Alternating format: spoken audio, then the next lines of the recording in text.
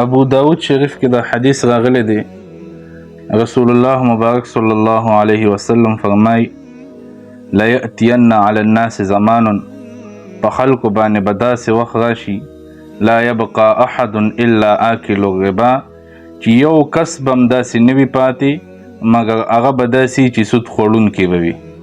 فإن لم یأکله اصابه من بخاره، او که چېرته سود یې نه وي خوړلی نو د سود لوګې یا د سود غبار به ورته خامخا رسېدلی وي.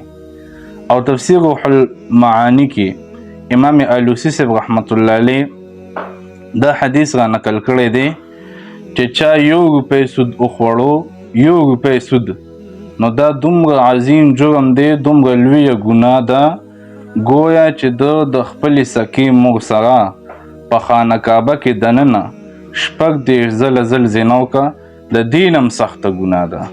الله پاک جل جلاله دې موږ او تاسو ته د سود نه امان نه کړي. خدای پاک دې په موږ او تاسو باندې حلال رزق